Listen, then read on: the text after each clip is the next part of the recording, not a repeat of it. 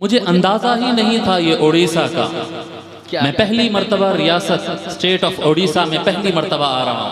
ہندوستان میں بہت گھوما ہوں، ہندوستان کے باہر بہت گھوما ہوں، مختلف زبانوں میں خطابات کیا ہوں، لیکن اڑیسہ کا مجھے بالکل اندازہ نہیں تھا. جب اڑیسہ آیا اور اڑیسہ تو یہ بھدرک نام تو ہم زندگی میں پہلی مرتبہ سنے ہیں. ابھی شاعر صاحب کہہ رہے تھے کہ بھئی بھدرک کا نام تو بڑے سرکار کی وجہ سے روشن ہوا ہے. سبحان اللہ زندہ باد. یہ مبالغہ نہیں ہے، اس کے اندر کوئی بڑھانا چڑھانا نہیں، یہ حقیقت ہے کہ اگر نسیم اختر سرکار رحمت اللہ علیہ نہیں ہوتے تو شاید میں زندگی میں کبھی بھدرک کا نام بھی نہیں سنتا. سبحان اللہ اللہ اکبر یا رسول اللہ المدد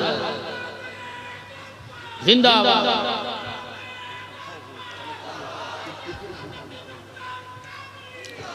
ماشاءاللہ زندہ باد ماشاءاللہ. یا علی یا علی یا علی اللہ ماشاءاللہ ماشاءاللہ. یہی بات میں ابھی آگے بتانا چاہ رہا تھا کہ پہلی بات یہ تعجب ہوا دیکھ کر کہ اڑیسہ میں ماشاءاللہ اتنے مسلمان اور اتنے غوث پاک کے نام لینے والے. سبحان اللہ زندہ باد زندہ باد. ماشاءاللہ پھر نور علی نور مولا علی کا نام لینے والے. سبحان اللہ زندہ باد زندہ باد زندہ باد زندہ باد. عجب بات ہے صاحب، مولائیوں کا سروں کا سمندر ہے مولا علی علیہ السلام. ماشاءاللہ یہ مجمع کو دیکھ کر حقیقت بتا رہا ہوں، اتنا خالی الذہن میں یہاں پر آ کر بیٹھا، بالکل کچھ نہیں ہے، سمجھ میں نہیں آ رہا. نیا مجمع ہے، نئے لوگ ہیں، پتہ نہیں میں کیا کہوں گا. یہاں پر آ کر بیٹھا اور یہ مجمع کو دیکھا تو سارا مضمون سٹ ہو گیا. سبحان اللہ الحمدللہ. تو محترم بزرگوں اور دوستو، ایک دو چار باتیں عرض کرنا ہے. اور ہم تو خانقاہ والے ہیں، شجرے والے ہیں، غوث پاک والے ہیں، سلسلے اور چین والے ہیں، تو اسی چین کی بات کرتے ہیں، اسی نسبت سے بات کرتے ہیں انشاءاللہ تعالی. چین کا آغاز کہاں سے ہوتا ہے؟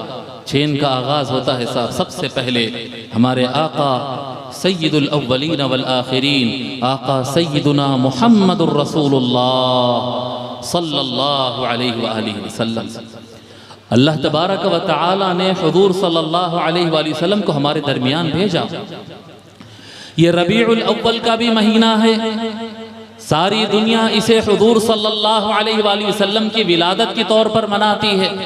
میلاد کا مہینہ ہے صاحب جی. بڑی اہم بات میں آپ کو بتانا چاہ رہا ہوں، یہ میلاد ہے اور میلاد کی خوشی منانا ہے.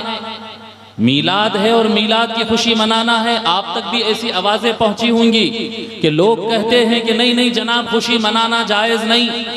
یہ خوشی منانا، یہ جشن منانا، یہ لائٹنگ کرنا، یہ نعرے لگانا، یہ جھنڈے لگانا، یہ شان بتانا، یہ جائز نہیں ہے. اس طرح کی بات کرتے ہیں جی. یہ کیا ہوتا ہے؟ یہ شان بیان کرنا، یہ کھانے کھلانا، یہ شان عظمت اور بڑے بڑے جھنڈے لگا کر اظہار کرنا، اس کو کیا کہتے ہیں؟ اس طرح سے خوش ہونے کو عربی زبان میں کہتے ہیں فرحہ. فرحہ کیا کہتے ہیں؟ ہاں آپ کو یہ بھی معلوم ہونا چاہیے میں مقرر کم ہوں، ٹیچر زیادہ ہوں. یہ سب ٹیچرز بیٹھے ہیں، میں آپ کے گروپ کا آدمی ہوں، میں ٹیچر زیادہ ہوں تو مجھے پڑھانے کا شوق ہوتا ہے ہر جگہ جی. قرآن کریم میں آیا صاحب لفظ فرحہ. عربی زبان میں خوش ہونے کے لیے کئی الفاظ استعمال ہوتے ہیں. ایک لفظ ہے سرور اور ایک لفظ ہے فرحت. فرحہ اور سرور میں فرق کیا ہوتا ہے صاحب؟ سرور اپنے اندر خوش ہو جانا. فرحت میں کیا ہوتا ہے؟ خوش ہو کر خوشی کو ظاہر کرنا.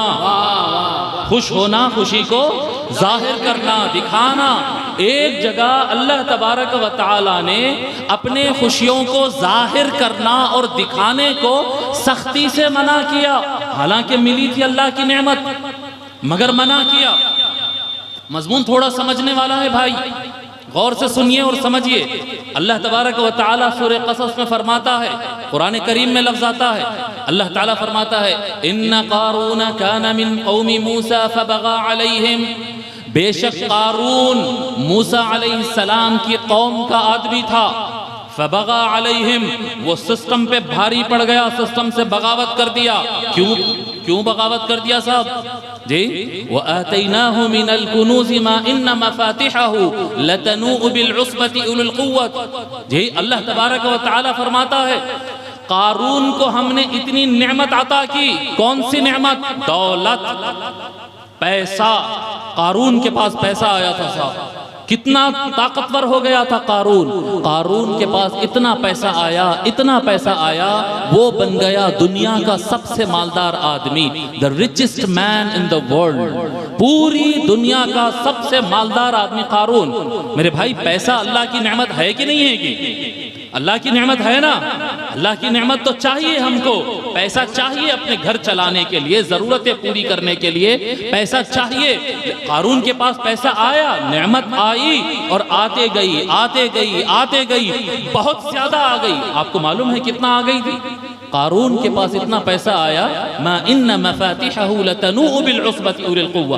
اللہ تعالیٰ فرماتا ہے کہ جیسا قارون کا ایک خزانہ، آج کی ویسا بینک بیلنس سسٹم نہیں ہوتا تھا نا، آج کیا ہے بینک بیلنس ہوتا ہے اور موبائل پر نمبر آ جاتا کہ آپ کتنے پیسے ہیں، آن لائن اکاؤنٹنگ ہوتی، اس طرح سے تو نہیں تھا، بینک نہیں تھے وہ زمانے میں۔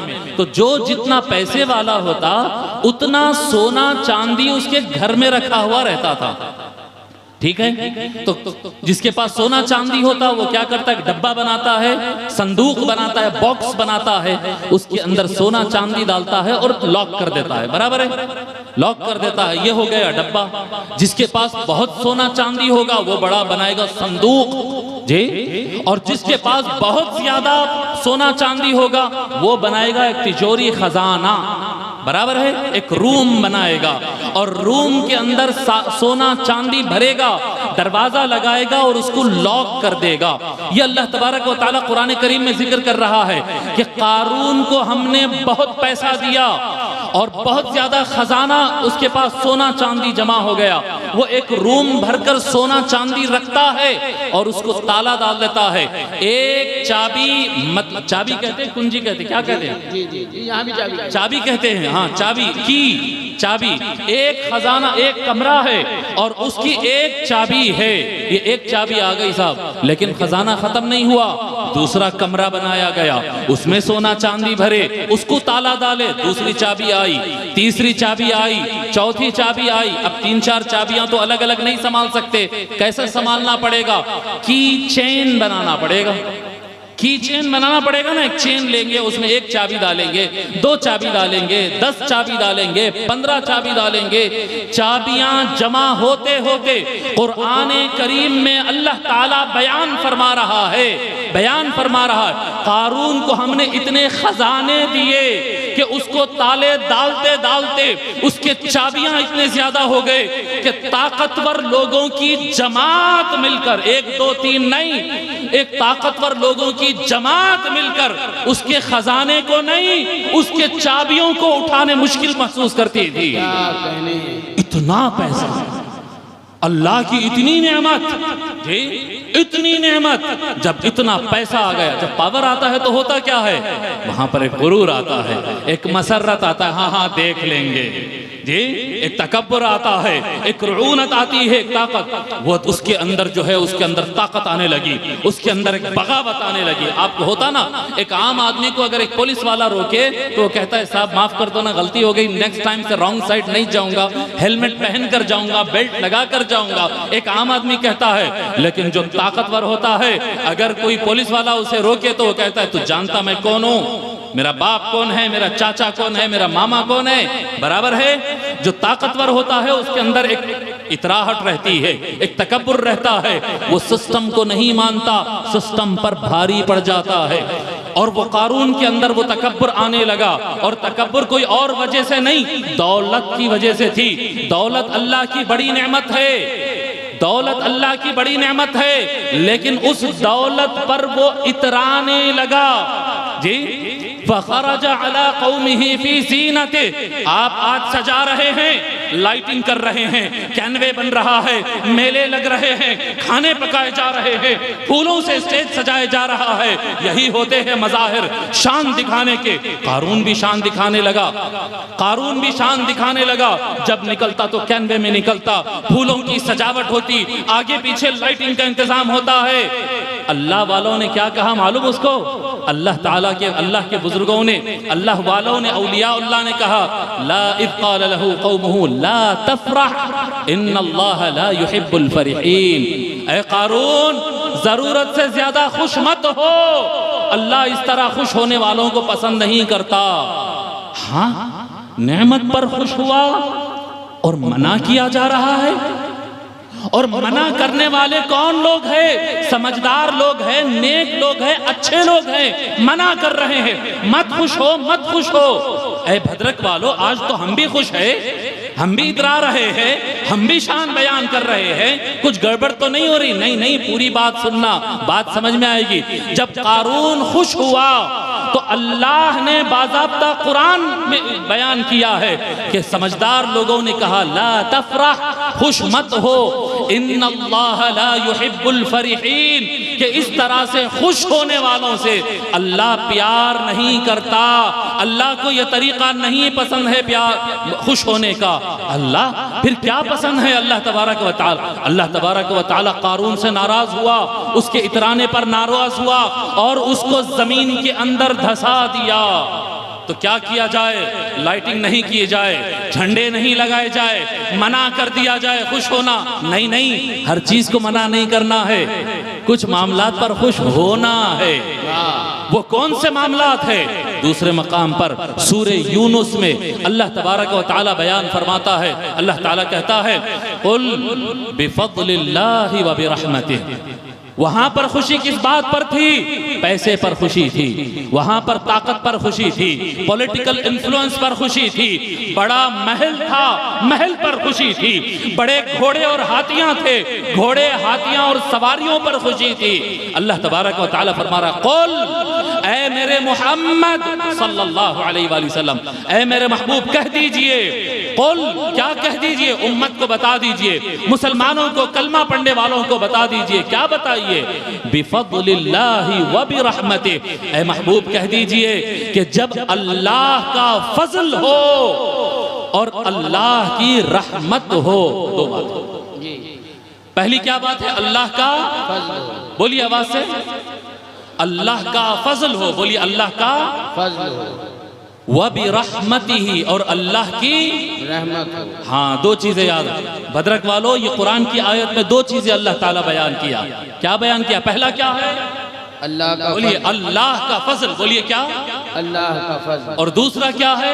اللہ کی رحمت۔ اللہ کی رحمت۔ قل بفضل اللہ وبرحمتہ فبذالک فلیفرحوا، اے محبوب ان کو بتا دیجئے جب اللہ کا فضل ہو اور اللہ کی رحمت ہو، اس بات پر انہیں جم کر خوشی منانا چاہیے، انہیں خوب اترانا چاہیے، شان عظمت بیان کرنا چاہیے۔ کس پر؟ پیسے پر نہیں اترانا، طاقت پر نہیں اترانا، بنگلے پر نہیں اترانا، جی سواریوں پر نہیں اترانا، پوزیشن اور منصب پر نہیں، اللہ کے فضل پر اور اللہ کی رحمت پر۔ فَبِذَالِكَ فَلْيَفْرَحُوا، اس چیز پر تو انہیں خوب خوشیاں منانا چاہیے، خوشیاں منانا چاہیے۔ اور کیسا کیسا؟ اے اللہ خوشی میں تو دیکھو بھدرک والوں نے تو اتنی لائٹنگ کر دی ہے، اتنے لائٹنگ کے بجائے کوئی غریب کو کھانا کھلا دیتے تو اچھا نہیں تھا کیا؟ آتے نا ہمارے بعض بھائیاں بولتے نہیں اتنا عرس شریف پہ خرچہ کرنے کی بجائے جی کیا ضرورت ہے اتنا خرچہ کرنے کی، سیونگ کر لیتے تو اچھا تھا۔ اللہ تعالیٰ فرماتا ہے فَبِذَالِكَ فَلْيَفْرَحُوا، بس اللہ کے فضل پر اور اس کی رحمت پر انہیں چاہیے کہ خوشیاں منائیں، هُوَ خَيْرٌ مِّمَّا يَجْمَعُونَ، اور خوشیاں منانے پر خرچ کرنا جمع کر کے رکھنے سے بہتر ہوتا ہے۔ واہ واہ واہ سبحان اللہ۔ خوشیاں منانا، یہ خوشیاں منانے پر خرچ کرنا آج جو آپ لائٹنگ کیے ہیں، آج جو آپ منڈپ ڈالے ہیں، آج جو آپ کھانا کھلا رہے ہیں، یہ جو سجاوٹیں کرے ہیں، یہ جو پھول لگے ہیں، یہ سارا کچھ اللہ کے حکم کے مطابق ہے۔ اجی ایک منٹ مولانا، آپ نے کہا اللہ کا فضل اور اللہ کی رحمت، یہ تو بتا دیجئے وہ اللہ کا فضل ہے کیا اور اللہ کی رحمت ہے کیا؟ میں آپ کو صاف صاف بتا دوں صاحب، اللہ کا فضل کلام اللہ، بولیے کیا ہے؟ کلام اللہ، کلام اللہ۔ آپ سے کوئی پوچھے نا اللہ کا فضل کیا ہے تو انہیں کہنا کلام اللہ، تو جانتے نا قرآن کریم، قرآن کریم۔ اللہ کا فضل کیا ہے؟ قرآن کریم جی کلام اللہ کا ہے۔ اللہ کا فضل کیا ہے؟ کلام اللہ، پھر بولیے اللہ کا فضل کیا ہے؟ کلام اللہ، کلام اللہ۔ اور اللہ کی رحمت کیا ہے؟ رسول اللہ۔ بولیے اللہ کی رحمت کیا ہے؟ جی اللہ کی رحمت کیا ہے؟ رسول اللہ۔ میں نہیں کہہ رہا ہوں، قرآن کہہ رہا ہے وَمَا أَرْسَلْنَاكَ إِلَّا رَحْمَةً لِّلْعَالَمِينَ۔ سبحان اللہ، اللہ کی رحمت، یہ پوری کائنات پر جو آئی ہے وہ اللہ کی رحمت، وہ کون ہے؟ وہ ذات محمد الرسول اللہ صلی اللہ علیہ وآلہ وسلم۔ جی اللہ کا کلام، اللہ کے کلام کی جتنے خوشیاں مناؤ، جشن مناؤ، تراویح پڑھو، جلسے رکھو، تفسیریں کرو، بیان کرو، چمتکار بیان کرو، کلام اللہ کبھی ختم ہونے والا نہیں ہے اور رسول اللہ کی رحمت کبھی ختم ہونے والی نہیں ہے۔ سبحان اللہ، سبحان اللہ۔ یہ جو دولت ہے دنیا کی، اس پہ نہ اتراؤ کہ دولت ختم ہونے والی ہے۔ یہ عہدہ ہے، آج ہے کل نہیں رہے گا۔ یہ لائف ہے، آج ہے کل نہیں رہے گی۔ یہ رشتہ دار اور خاندان، آج ہے کل نہیں رہیں گے۔ جو چیز کبھی ختم نہیں ہوگی وہ ہے رسول اللہ، وہ ہے کلام اللہ۔ اللہ تبارک و تعالیٰ نے جا بجا فرمایا ہے، اللہ تبارک و تعالیٰ فرمایا اللہ کے فضل اور رحمت پر اس پر خوشیاں مناؤ۔ سب میلاد کے موقع پر، ربیع الاول کے موقع پر اگر عاشقان مصطفیٰ، اہل ایمان، سارے مسلمان بلکہ غیر مسلم بھی جب آقا صلی اللہ علیہ وآلہ وسلم کے خوشی منا رہے ہیں، جشن منا رہے ہیں، خرچ کر رہے ہیں، تو یہ عین قرآن کے حکم کے مطابق ہے۔ عین قرآن کے اس میں سب کو شامل کرنا، جی سب کو شامل کرنا، کیا سلسلے والے، کیا غیر سلسلے والے، کیا سنی، کیا غیر سنی، کیا مسلم، کیا غیر مسلم۔ ہمارے آقا صلی اللہ علیہ وآلہ وسلم صرف ہمارے لیے رحمت ہے کیا؟ جی لوگوں میں بتاتا ہوں، خانقاہی نظام میں اور وہ ملا مفتی کا جو سسٹم رہتا ہے، دونوں کا فرق بتا دیتا ہوں ہم۔ جی ایک تو ہوتا نا بڑے سرکار رحمت اللہ علیہ کا طریقہ، جی قادری، چشتی، نقشبندی، سہروردی خانقاہوں اور درگاہ والوں کا طریقہ، ایک ہوتا مولاناؤں کا طریقہ۔ مولاناؤں کے طریقے کے مطابق جو ہے ہم سنی ہے اور ہمارے سوا جو بھی ہے گمراہ ہے اور سارے کے سارے جہنم میں جانے والے ہیں، ان سے ہاتھ مت ملاؤ، ان کے ساتھ کھانا مت کھاؤ، ان کے سلام کا جواب مت دو۔ یہ ملاؤں کا طریقہ، یہ ملاؤں کا طریقہ ہے۔ اور اللہ والوں کا جو طریقہ ہے وہ کیا ہے صاحب؟ اللہ والوں کا جو طریقہ ہے نا، وہ طریقہ اللہ کا دیا ہوا ہے۔ جی اللہ کا دیا ہوا طریقہ ہے، کیسا ہے وہ پیار والا طریقہ؟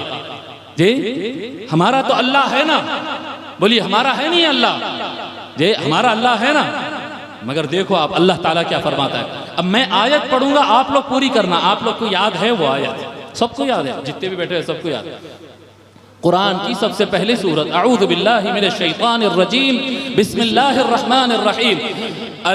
میں پڑھ رہا ہوں، آپ لوگ سنیے اور بولیے میں صحیح پڑھ رہا ہوں یا غلط پڑھ رہا ہوں۔ اعوذ باللہ من الشیطان الرجیم، بسم اللہ الرحمن الرحیم، الحمد للہ رب المؤمنین۔ صحیح یا غلط؟ بولیے نا۔ ارے نہیں، ہم ایمان والے، ہم ہدایت والے، ہم جنت والے، ارے ہمارا پروردگار، ہمارا اللہ، انہوں کا نہیں، ان کا نہیں، ہمارا اللہ۔ نہیں بولے ایسا نہیں۔ الحمدللہ رب المسلمین۔ ارے سارے مسلمانوں کا خدا جی اللہ۔ ارے نہیں، ایک منٹ جی مولانا کیا ادھر ادھر سے آ کے الٹ پلٹ پڑھ رہی؟ بھدرک والے تمہیں صحیح کرتے ہی سو، بھدرک والے صحیح کریں گے۔ چلیے میں آگے پڑھتا ہوں، پوری کریے آپ۔ الحمدللہ رب پھر بولیے الحمدللہ رب اللہ تعالیٰ کہہ رہا ہے تم سنی شیعہ وہابی میں تم بانٹتے پھرو، مسلم غیر مسلم ڈیویژن کرنا، نفرتیں بانٹنا، جنتی جہنمی بانٹتے پھرنا، یہ تم لوگ کرتے پھرو، مگر اللہ جس نے پیدا کیا وہ خود کا تعریف کرتا ہے تو وہ نہیں کہتا کہ میں صرف مسلمانوں کا پروردگار ہوں، میں مومنوں کا پروردگار ہوں، میں سنیوں کا پروردگار ہوں۔ فرماتا ہے اللہ تعالیٰ فرماتا ہے تمام تعریفیں اس اللہ کے لیے جو سارے جہانوں کا پروردگار ہے۔ واہ واہ واہ، یہ ہے اللہ والوں کا طریقہ۔ یہ ابھی شاعر سے سن رہا تھا کہ بڑے سرکار رحمت اللہ علیہ کے پاس، بڑے سرکار رحمت اللہ علیہ کے پاس کوئی بھی آتا ہے تو اس کا مسلک مذہب وغیرہ نہیں پوچھتے تھے، جو آتا اس کی ضرورت پوری کرتے جاتے تھے۔ یہ نہیں ہے کہ میرا ہے تیرا ہے، وہ گاؤں کا یہ گاؤں کا، یہ زبان بولتا وہ زبان بولتا، وہ فرقے کا وہ مسجد میں نماز پڑھتا وہ مدرسے میں پڑھتا، نہیں نہیں نہیں، یہ ملا والے نہیں، یہ اللہ والے ہیں، یہ اللہ والے ہیں، یہ رب العالمین کے ولی ہے، رب العالمین کے ولی ہے۔ عالمین میں سے جو ان کے دربار پر آئے گا سب کو فیض عطا فرمائے گا۔ نہیں نہیں مل صاحب بالکل صحیح ہے، لیکن حضور کا معاملہ، حضور پہ تو سلام ہم پڑھتے نا، تو سرکار کی رحمت تو ہمارے لیے، سرکار کی رحمت تو وہابڑے کو تو نہیں ملے گی، سرکار کی رحمت تو رافضی کو تو نہیں ملے گی، نہیں نہیں نہیں، سرکار کی رحمت تو مسلمانوں کے لیے۔ اچھا چلو آیت پڑھتے ہیں قرآن کریم کی، آپ لوگ کو بھی یاد ہے، وَمَا أَرْسَلْنَاكَ إِلَّا رَحْمَةً لِّلْمُؤْمِنِينَ، صحیح ہے غلط؟ ارے صحیح کریں گے جی، اس کو ریکٹیفائی کریں۔ اللہ کے رسول ہمارے جی، دوسروں کے کیسا؟ وَمَا أَرْسَلْنَاكَ إِلَّا رَحْمَةً لِّلْمُؤْمِنِينَ، صحیح؟ غلط؟ چلو بھدرک والے صحیح کرتے ہیں، وَمَا أَرْسَلْنَاكَ إِلَّا رَحْمَةً پھر بولیے، یہ تو قرآن میں لکھا جی، آپ دیکھیے، میں بتا رہا ہوں خانقاہ والوں کا جو سسٹم، وہ اصل اللہ کا سسٹم، وہ اصل سرکار رسول اللہ کا سسٹم۔ وما ارسلناک الا، ارے اللہ تعالیٰ فرما رہا ہے ہم نے اپنے محمد کو، اپنے پیارے کو، اپنے محبوب کو پوری کائنات کے لیے رحمت بنایا ہے۔ کیا نیک اور متقی، کیا گمراہ جی، کیا ہدایت یافتہ، کیا غیر ہدایت یافتہ، ہر کسی کے لیے سرکار رحمت ہے۔ جی جی جی ہاں، یہ بات صحیح ہے کہ اللہ سب کا اللہ ہے اور سرکار سب کے سرکار ہے، مگر قرآن تو صرف مسلمانوں کی کتاب صاحب، ہندو بھائیوں کے لیے گیتا ہے، اور ان کے لیے جو ہے وہ کیا کہتے ہیں، وہ نام یاد ہے، ان کے لیے بائبل ہے، ان کے لیے تورات ہے، ان کے لیے فلاں ہے جی، فلاں فلاں کتابیں ان کے لیے۔ قرآن تو صرف ہمارا ہے صاحب۔ سوری بھائی صاحب، یہ غلط فہمی بھی ذہن سے نکال دیجئے۔ جب اللہ نے اپنا فضل نازل فرمایا تو فرمایا ان هو الا ذکر للعالمین، یہی جو عالمین ہے نا، جو الحمدللہ رب العالمین، وما ارسلناک الا رحمتا للعالمین، ان هو الا ذکر للعالمین۔ جب قرآن کو نازل فرمایا، اللہ تعالیٰ نے فرمایا کہ یہ قرآن ہم نے نصیحت دینے والا، گائیڈ کرنے والا، ہدایت دینے والا سارے جہانوں کے لیے نازل کیا۔ تو قرآن کا فیض سب کے لیے ہے، ہمیشہ ہے۔ آقا صلی اللہ علیہ وآلہ وسلم کی رحمت سب کے لیے ہے، ہمیشہ ہے۔ اس لیے اللہ تعالیٰ نے فرمایا یہ میرا رسول اللہ ہے، یہ میرا کلام اللہ ہے، اس پر جتنا جشن منانا ہے مناؤ، جتنے خوشیاں منانا ہے مناؤ، یہ میرے محبوب صلی اللہ علیہ وآلہ وسلم کا معاملہ۔ آقا صلی اللہ علیہ وآلہ وسلم، آقا صلی اللہ علیہ وآلہ وسلم خاتم النبیین ہے، آپ کو معلوم ہے نا، سرکار آخری نبی ہے۔ سرکار کیا ہے؟ ہمارے آقا محمد الرسول اللہ صلی اللہ علیہ وآلہ وسلم کون سے نبی ہے؟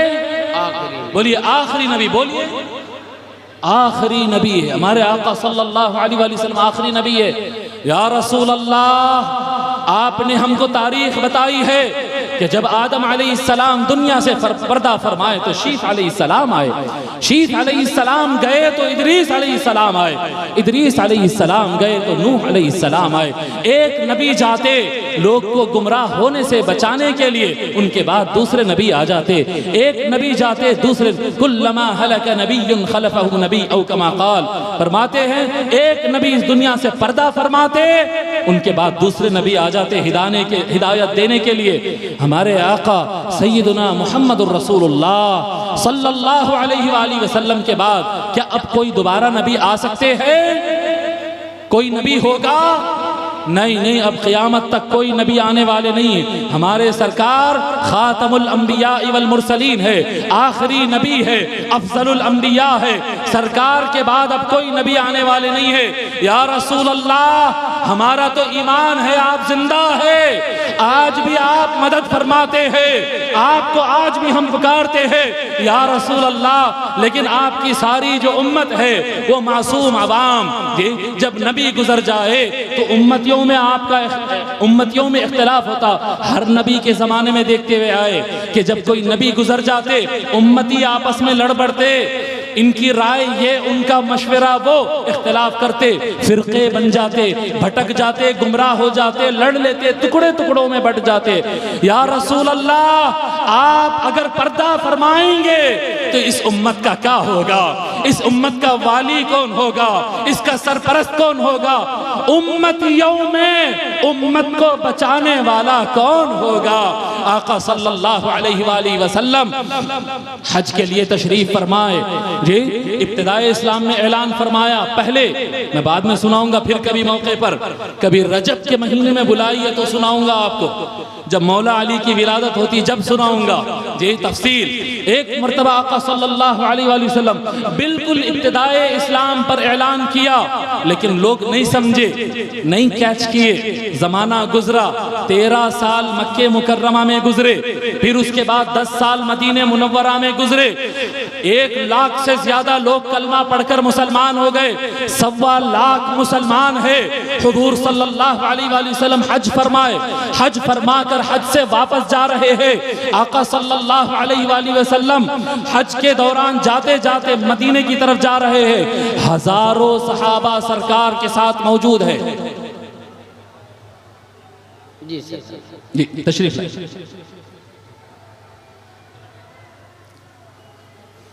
بیٹھیے،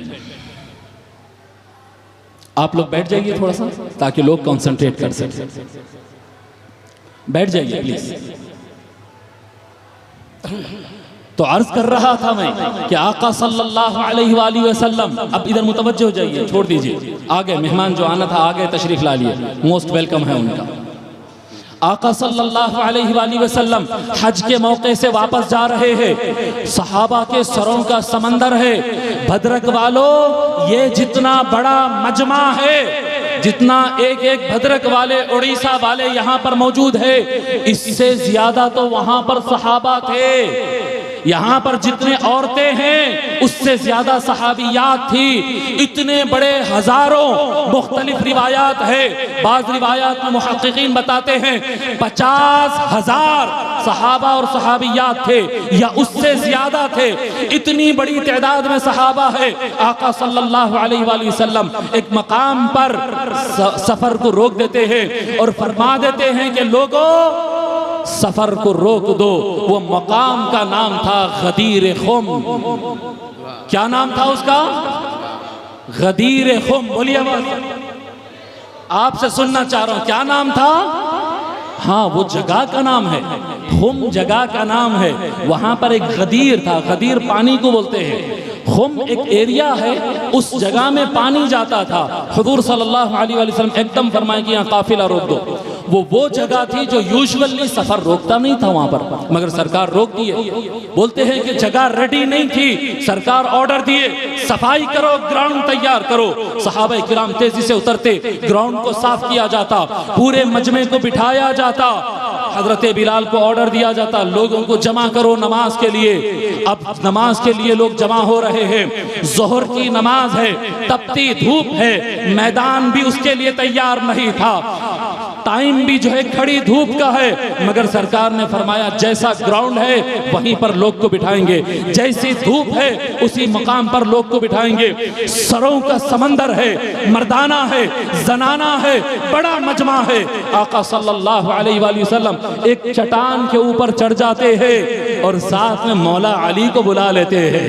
کیا کہنے، چٹان کے اوپر چڑھتے ہیں، مولا علی کو اوپر بلا لیتے ہیں، اور بلانے کے بعد آقا صلی اللہ علیہ وآلہ وسلم اللہ کی شان بیان کرتے ہیں، اللہ کی حمد بیان کرتے ہیں، اپنی رسالت کو دہراتے ہیں اور فرماتے ہیں لوگوں کیا میں نے تم تک اسلام پہنچایا یا نہیں؟ سارے لوگ کہتے ہیں یا رسول اللہ آپ پہنچائے، یا رسول اللہ آپ پہنچائے۔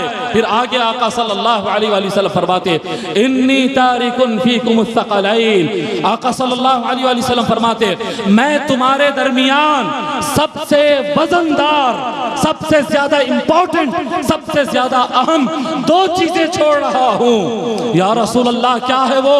آقا صلی اللہ علیہ وآلہ وسلم فرماتے کتاب اللہ و اہل بیتی، ایک اللہ کا کلام ہے، ایک میرا گھرانہ ہے۔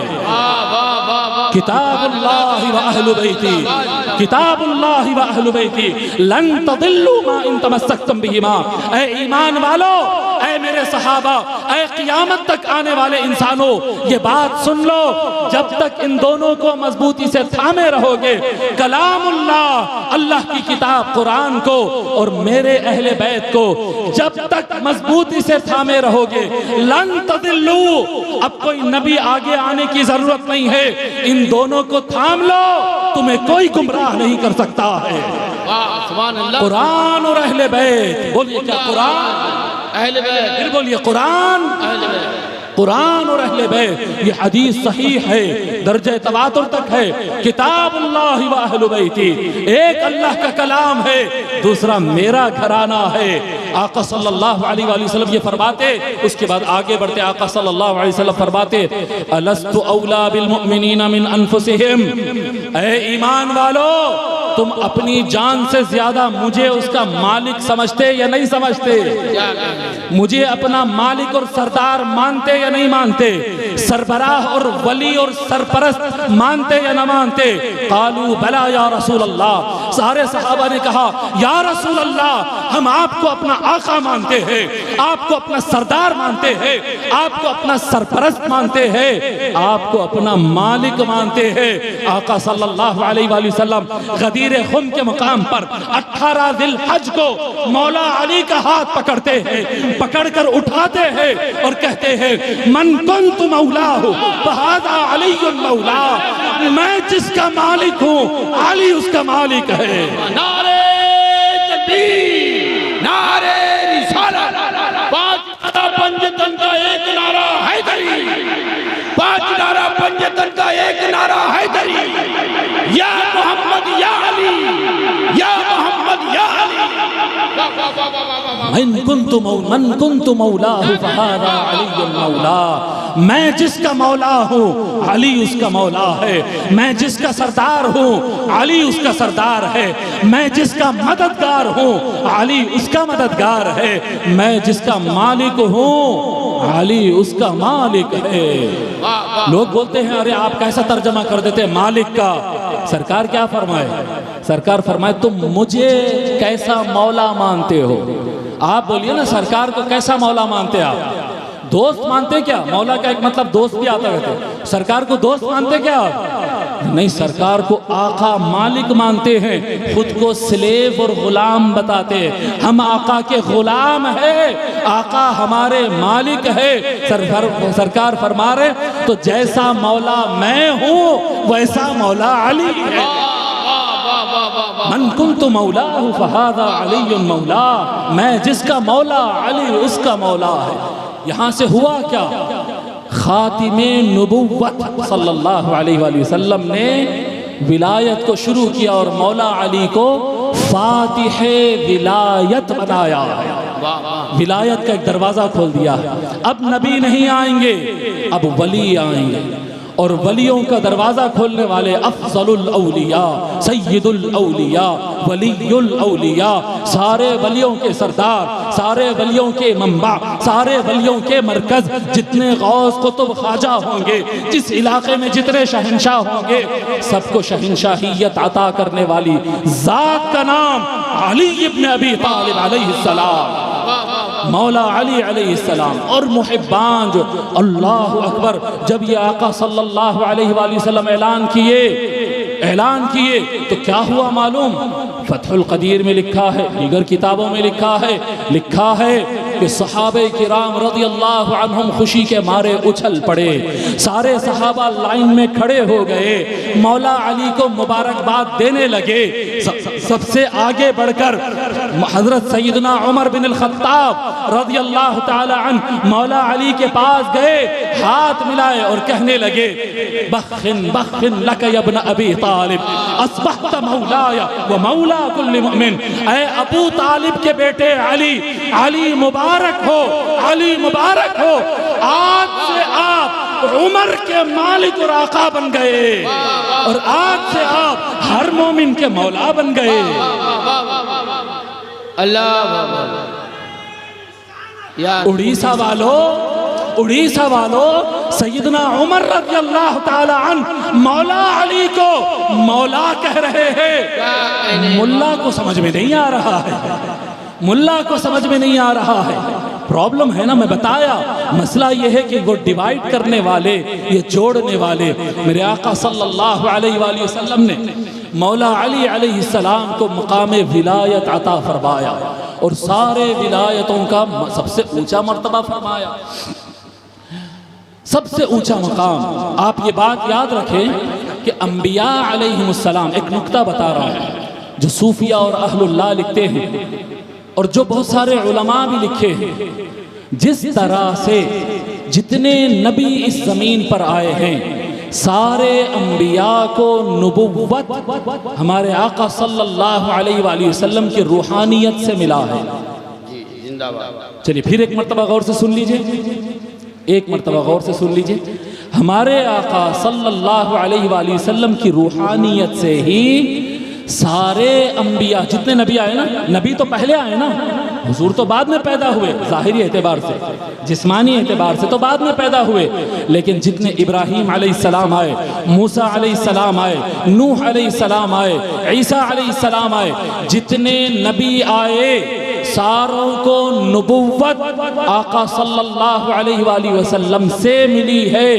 یاد رکھ لو، انسان جب سے بنا ہے اس وقت سے قیامت تک اس زمین پر جتنے ولی آئیں گے ان سب کو ولایت مولا علی سے ملی ہے۔ آپ کسی ولی کے ماننے والے ہوں گے، زبان پر اگر علی علی نہیں ہے تو آپ کی کنیکشن پورا کمپلیٹ نہیں ہو رہا ہے، چین کمپلیٹ ہونا۔ یہ آپ کسی ولی کا نام لے کر براہ راست اللہ تک یا رسول اللہ تک نہیں پہنچ سکتے، وہ ولی سے پہلے علی تک، علی سے سرکار پھر اللہ تک جائیں گے۔ مولا علی کو اللہ تبارک و تعالی نے قطب الارشاد بالاصالہ، مولانا لوگ بیٹھے ہیں، آپ کو یہ بات بتا دو، علماء کے لیے ایک بات بتا رہا ہوں، ہمارے بہت سارے بزرگان دین نے یہ اپنے کتابوں میں لکھا ہے، لیکن بہت سارے لوگ نہیں جانتے، ان کے اطلاع کے لیے یہی بات، قیامت آدم علیہ السلام سے لے کر قیامت تک جتنے ولی آئیں گے وہ مولا علی کے واسطے سے ہی ولی بنیں گے، انہی کے صدقے میں ولی بنیں گے۔ یہی بات مولانا شاہ احمد رضا خان رحمت اللہ علیہ نے بھی لکھا ہے۔ جتنے بھی ہو، چھوٹا ہو، بڑا ہو، نیا ہو، پرانا ہو، حضور کی امت میں ہو یا نوح اور موسیٰ اور ابراہیم علیہ السلام کی امت میں ہو، جس امت میں نبی آئے گا رسول اللہ کے صدقے سے آئے گا، اور جس امت میں ولی آئے گا مولا علی کے صدقے سے آئے گا، مولا علی کے صدقے سے آئے گا۔ ٹھیک ہے یہ بات؟ اب چلیے یہ بات ہو گئی خاندان آقا صلی اللہ علیہ وآلہ وسلم گمراہ نہیں ہونے کے لیے دو چیزیں گارنٹی دیے، دو چیزوں کی پابندی بتائے، ان دونوں کو پکڑ لو تو گمراہ نہیں ہونے کی گارنٹی ہے۔ کیا ہے صاحب وہ دو چیزیں؟ پہلی چیز کیا ہے؟ قرآن، آواز سے ہاں کلام اللہ بولیے. اور دوسری چیز کیا ہے؟ اہل بیت. کلام اللہ اور اہل بیت اس پہ گارنٹی ہے صاحب. اور میں چیلنج دے رہا ہوں اس سے مضبوط سند کے ساتھ کوئی ایک چیز کے مسئلے میں بھی سرکار گارنٹی نہیں دی ہے. اگر تم نماز پڑھنا فرض ہے اور ہم سب پڑھیں گے، میں پڑھ کر آیا، آپ بھی پڑھیں گے، پڑھ لیے ہیں یا جا کر پڑھیں گے، نماز سب پڑھیں گے، نماز فرض ہے. لیکن جو نماز پابندی سے پڑھے گا وہ گمراہ نہیں ہوگا، ایسی گارنٹی والی نہ کوئی آیت ہے نہ حدیث ہے. روزہ فرض ہے لیکن جو روزے پابندی سے رکھے گا وہ کبھی گمراہ نہیں ہوگا، ایسی کوئی گارنٹی نہیں ہے. ایسی کوئی گارنٹی نہیں، سرکار نہیں دیے، اللہ تعالیٰ نے نہیں دیا، ایسی گارنٹی نہیں ہے.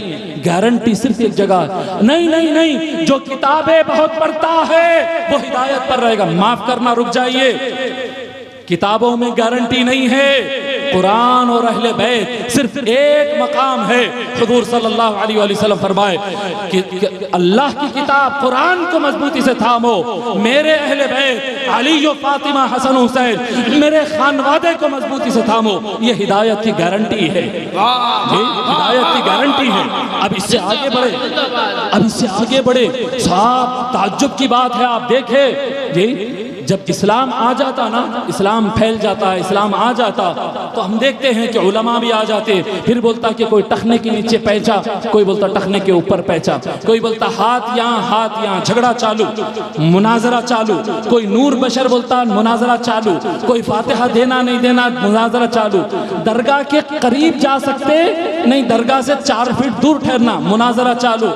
اجی منصابہ کیا مناظرے کر رہے ہیں؟ یہ جتنے کلمہ پڑھے ہیں، یہ کلمہ پڑھنے والے کہاں سے پڑھے؟ خدا کی عزت کی قسم بھدرک والو، آپ نے بھی دیکھا ہوگا، میں تو دیکھا ہوں. میں ہندوستان پھرا ہوں، عربستان پھرا ہوں، ایران پھرا ہوں، عراق پھرا ہوں، دنیا کے ملیشیا پھرا ہوں، دنیا کے مختلف ممالک پھرا ہوں. میں آپ کو بتا رہا ہوں جتنی جگہ لا الہ الا اللہ پڑھنے والے ہیں، دیکھنا ہر جگہ رسول اللہ کا خون سادات کرام نے اسلام کو پھیلایا ہے. آپ بغداد جائیں، غوث العظم دستگیر نے وہاں اسلام کا جھنڈا بلند کیا. آپ ہندوستان آئے، معین الدین چشتی، حسینی، علی و فاطمہ کے خون نے جھنڈا بلند کیا ہے. آپ یمن چلے جائیں، حبائب آل تریم، انہوں نے اسلام کو پھیلایا ہے. آپ سوڈان اور مصر چلے جائیں، شیخ عبداللہ احمد، سید احمد کبیر رفاعی رحمت اللہ علیہ، انہوں نے اسلام پھیلایا ہے. آپ دنیا کے کسی کونے میں جائیں گے، وہاں آپ کو مسلمان آبادی دکھے گی، وہاں پر ایک درگاہ دکھے گی سید صاحب کی. یہ حقیقت ہے صاحب. آپ بڑے شہر کو جاؤ یا چھوٹے گاؤں کو جاؤ، مولانا کا مدرسہ رہے گا، مسجد رہے گی، بریلوی دیوبندی جھگڑا رہے گا، نظامی اشرفی رہے گا، وہ فلانا، وہ سب اپنی جگہ ہے، وہ سب اپنی جگہ. لیکن جہاں کلمہ پڑھے نا لوگ، جہاں لا الہ الا اللہ پڑھے، سرکار رسول اللہ کے چرنوں میں آ گئے، اسلام کو مان لیے، آخرت کو سدھار دیے. دیکھنا وہ کارنامہ 99% پوری دنیا کے اندر جو لوگ کلمہ پڑھے ہیں وہ ولی سیدوں کے ہاتھ پر پڑھے ہیں. ولی سیدوں کے ہاتھ. ان تمام اولیاء میں جب ایک بڑے ولی کے نام لیا جاتا ہے، سارے اولیاء ستاروں کے مانند ہے. ان ستاروں کے درمیان ایک چمکتا ہوا جب سورج دیکھیں گے، افلت شموس الاولین وشمسنا ابدا علی افق العلا لا تغرب. جب سب سے بڑے ولایت کے سورج کو دیکھتے ہیں تو سارا زمانہ، سارے زمانے کے کل اولیاء پلٹ کر کہتے ہیں بے شک وہ غوث العظم ہے، وہ محی الدین ہے، وہ قطب ربانی ہے، وہ محبوب سبحانی ہے، وہ شیخ عبد القادر جیلانی ہے.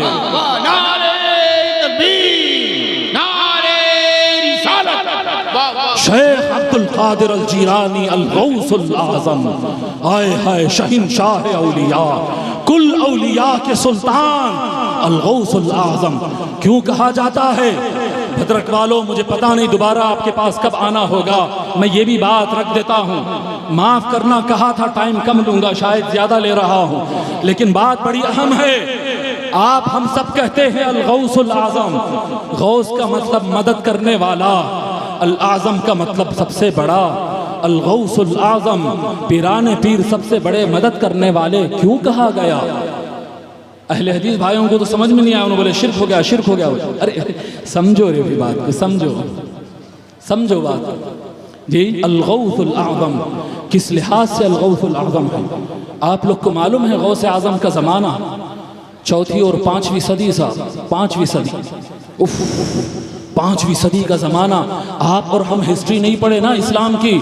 ارے میرے آقا صلی اللہ علیہ وآلہ وسلم کے زمانے میں اور اکابر صحابہ کرام کے زمانے میں جو مسلمان پوری دنیا میں سپر پاور بن کے ابھر گئے تھے، سب سے زیادہ علم والے مسلمان، سب سے زیادہ پیسے والے مسلمان، سب سے زیادہ ٹائم کی پابندی کرنے والے مسلمان، سب سے زیادہ فیکٹریاں والے مسلمان، سب سے زیادہ انوینشن کرنے والے مسلمان، سب سے زیادہ ڈسکور کرنے والے مسلمان پوری دنیا پر جمے رہتے تھے۔ مگر اس کے بعد ایک وقت آیا پھر مسلمان آپس میں لڑ پڑے، جھگڑے کر لیے، ایک دوسرے کو کفر کے فتوے دینے لگے، پولیٹیکلی مسلمانوں کے ٹکڑے ہونے لگے۔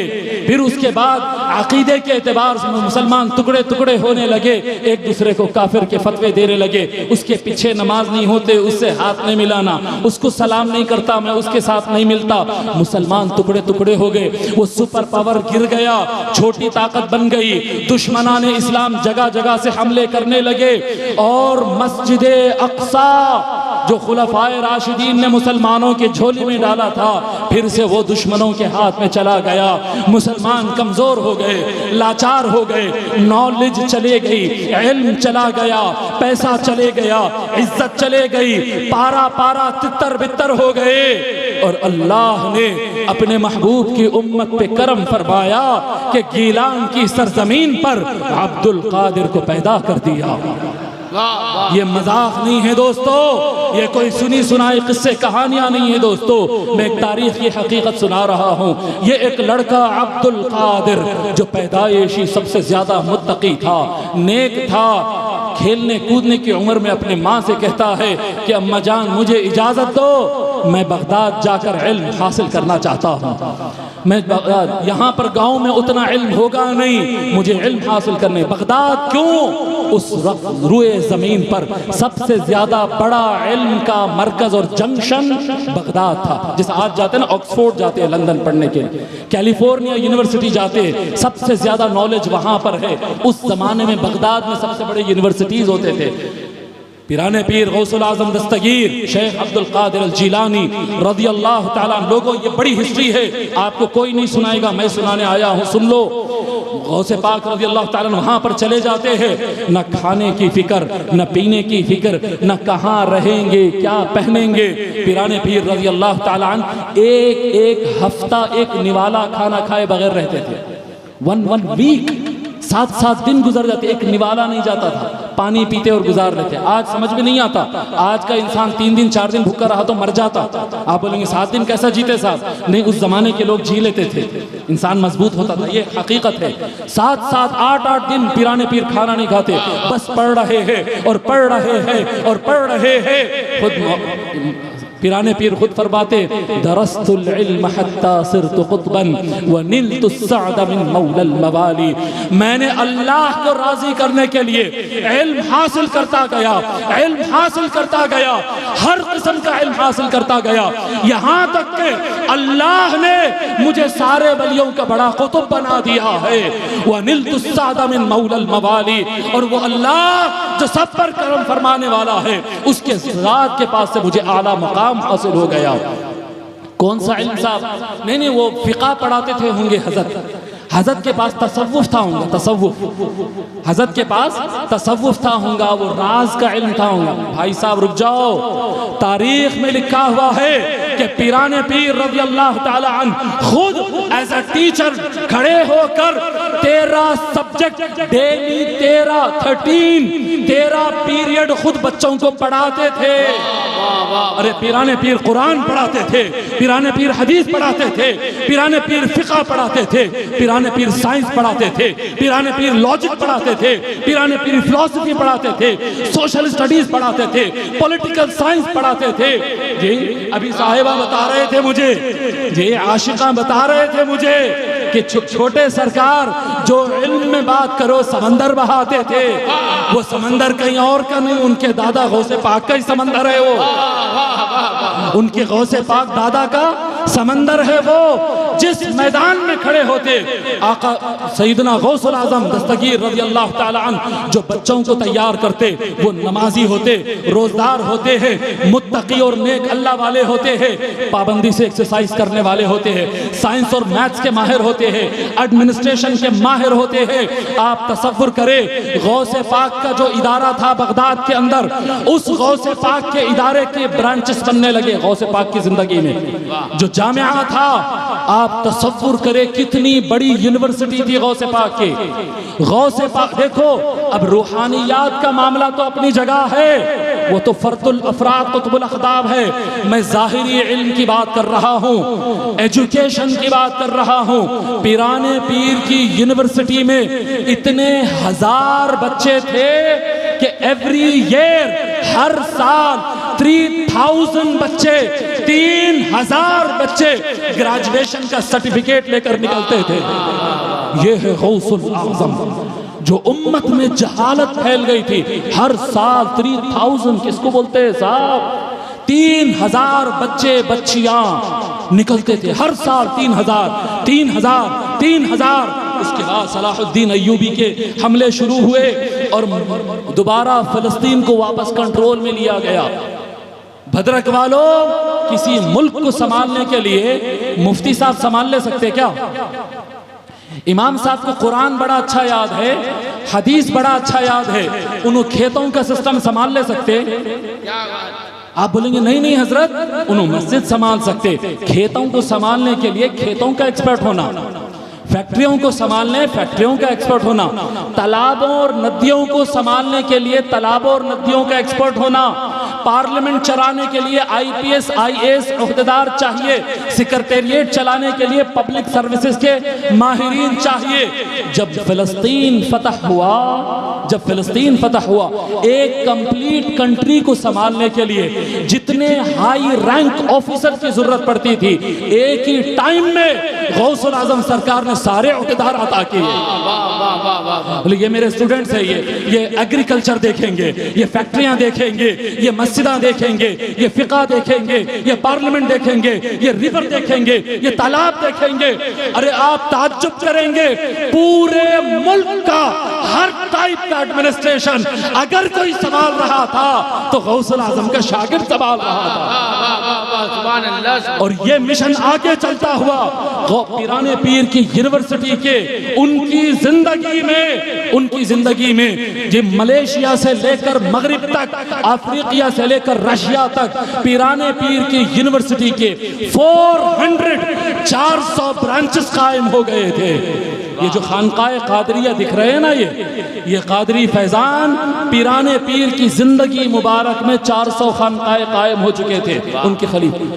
جب دیکھا انہوں نے کہ عقیدوں کے اختلاف کو ختم کر رہا ہے عبد القادر، ملک کے معاشی پریشانیوں کو دور کر رہا ہے عبد القادر، مسلمانوں کے آپسی لڑائیوں کو ختم کر رہا ہے عبد القادر، ارے پریشانی کسی بھی قسم کی ہو مدد کر رہا ہے عبد القادر، تو سارے زمانے نے یک زبان ہو کر کہا کہ یہ عبد القادر صرف عبد القادر نہیں، یہ آپ کے زمانے کا غوث الاعظم ہے کہ اللہ نے اسے اس زمانے میں سب سے بڑا مددگار بنا کر بھیجا ہے۔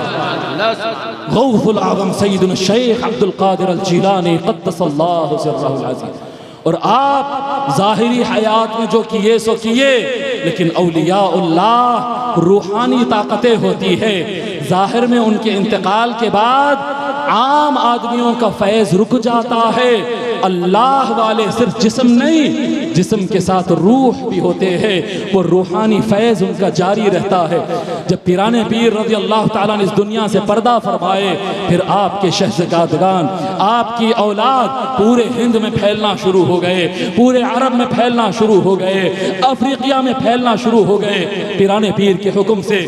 کہیں پر سیدنا عبد الوہاب کی اولاد، کہیں سیدنا عبد الرزاق کی اولاد، کہیں کسی بیٹے کی اولاد تو کہیں کسی بیٹے کی اولاد۔ حسنی سادات حسینی سادات نے بڑا کام کیا ہے، لیکن اگر سلسلوں کی بات کریں گے تو پورے زمانے میں جو سب سے بڑا سلسلہ ہے، جس نے سب سے زیادہ اسلام کی خدمت کی ہے، جس نے سب سے زیادہ انسانیت کی ہیومینٹی کی مدد کی ہے، وہ سلسلے کے بانی کا نام عبد القادر الجیلانی ہے، وہ سلسلے کا نام قادریت ہے۔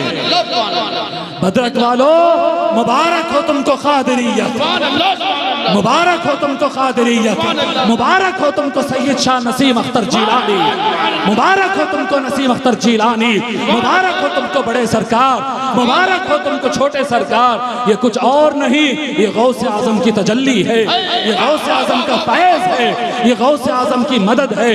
حقیقت بتا رہا ہوں، میں ہندوستان پھرنے والا، میں یقین سے کہہ سکتا ہوں کہ آپ لوگ سے تو میں زیادہ گھومنے والا ہوں۔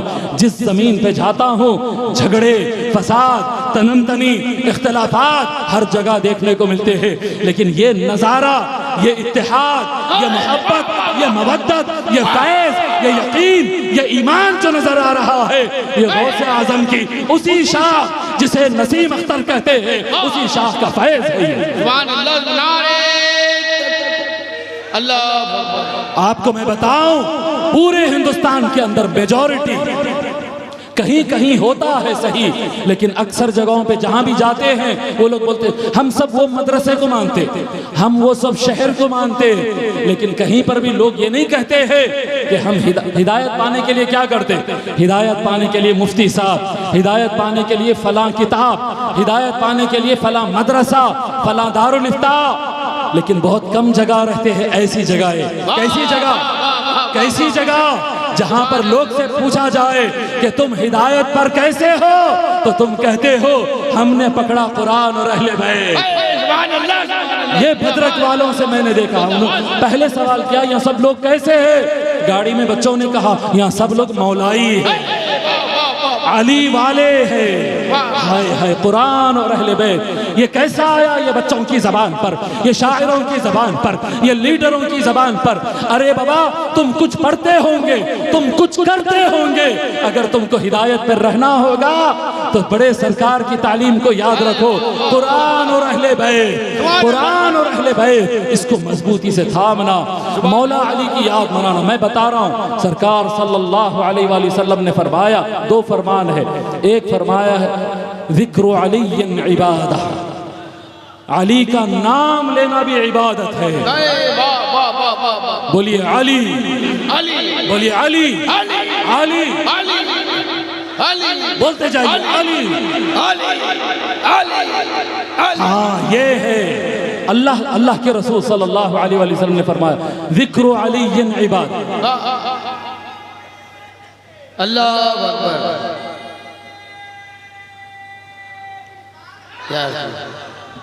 المدد، المدد، زندہ باد، زندہ باد، زندہ باد، زندہ باد، یا علی، یا علی۔ ماشاءاللہ، یہ جو نعرہ ہے، یہ جو علی کا نعرہ ہے، یہ جو ذکر علی عبادہ ہے، اے بھدرک والو، اپنی زندگی میں سب سے زیادہ کرنے والا کام بتا رہا ہوں، سب سے زیادہ کرنے والا کام اللہ تبارک و تعالی نے سب سے زیادہ شان اپنے محمد کی بتایا صلی اللہ علیہ وآلہ وسلم، وہ نام سب سے اوپر ہوگا، اور سرکار صلی اللہ علیہ وآلہ وسلم نے سارے انسانوں کے اندر سب سے زیادہ شان مولا علی کی بتایا ہے۔ میں آپ تو جانتے ہیں نا، میں باضابطہ مولوی عالم فاضل پڑھا سا ہوں، میں جذباتی بات نہیں کر رہا ہوں، پڑھ کر بول رہا ہوں۔ سارے محدثین نے لکھا ہے، جتنے سرکار صلی اللہ علیہ وآلہ وسلم احادیث شریفہ مولا علی کی فضیلت میں بیان کیے، اتنا کسی اور کی فضیلت بیان نہیں کیے۔ تو ہمیشہ سب سے زیادہ حضور، دیکھو سرکار کیا فرماتے، من احب شیئا اکثر ذکرہ، جو جس چیز کی سب سے زیادہ محبت جو جس چیز سے جتنا زیادہ محبت کرتا ہے اتنا زیادہ اس کا نام لیتا ہے۔ تو بھدرک والو، کبھی نبی کا نام لینا، کبھی علی کا نام لینا۔ اور اپنی زندگی میں سب سے زیادہ یہی نام لینا ہے، علی علی کرتے رہنا۔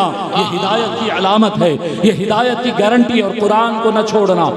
ہر بچہ، ہر بڑا، ہر مرد، ہر عورت قرآن پڑھنا، قرآن سیکھنا، قرآن کا جس پہ بھروسہ ہے وہ عالم کا ترجمہ پڑھنا۔ قرآن کو پکڑو، اہل بیت کو پکڑو۔ آپ کو حقیقت بتا رہا ہوں، یہی ہے سرکاروں کا فیض، یہی ہے غوث الاعظم کا فیض، یہی ہے سرکار نسیم اختر کا فیض، اور یہی ہے حقیقی اسلام۔ اللہ تبارک و تعالی ہم کو ہدایت عطا فرمائے، اللہ تبارک و تعالی ہم کو ایمان کی قوت عطا فرمائے۔ مولا رب کریم ہم دعا کرتے ہیں کہ آج تیرے محبوبوں کی یاد میں ہم جو جمع ہوئے ہیں، مولا ہمارا جمع ہونا قبول فرما۔ مولا رب کریم ہمیں سچی ہدایت عطا فرما، ایمان کی حرارت عطا فرما، پختگی عطا فرما۔ مولا رب کریم ہم میں جو بے روزگار ہے اس کو روزی عطا فرما، جو مقروض ہے مولا اس کے قرضوں کی ختم کرنے کا انتظام فرما دے۔ مولا رب کریم جو بیمار ہے اس کو شفا عطا فرما دے۔ مولا رب کریم جو جاب لیس ہے ان کو جاب عطا فرما دے۔ مولا جن کے رشتے صحیح ڈھنگ کے نہیں ہو رہے ہیں ان کو رشتے عطا فرما دے۔ مولا رب کریم جن کے رشتوں میں لڑائیاں دراڑیں آ گئی ان کے دراڑے اور نفرتوں کو خاتمہ فرما دے۔ مولا رب کریم ہم تمام کے درمیان محبت عطا فرما، الفت عطا فرما، یکجہتی عطا فرما، امت مسلمہ کو ایک بنا دے، ہمارے وطن عزیز ہندوستان میں امن قائم کر دے، محبت اور بھائی چارہ عطا فرما دے۔ مولا رب کریم تجھے واسطہ ہے نبی اور آل نبی کا، تجھے واسطہ ہے ہر ولی کا۔ مولا رب کریم ہم کو صحیح راہ عطا فرما دے، ہمارے دلوں سے حسد کو نکال دے، بغض کو نکال دے، کینے کو نکال دے۔ مولا رب کریم ہمارے دلوں میں ایمان عطا فرما، مسجدوں کی محبت عطا فرما، قرآن کی محبت عطا فرما۔ مولا ہمارے دلوں میں ولیوں کی محبت ڈال دے، اہل بیت کی محبت سجا دے، علی، فاطمہ، حسن و حسین کی محبت سے ہمارے دلوں کو روشن کر دے، آقا رسول اللہ کی محبت سے ہمارے دلوں کو روشن کر دے۔ اے اللہ ہمارے دلوں میں تو اپنی محبت بسا دے۔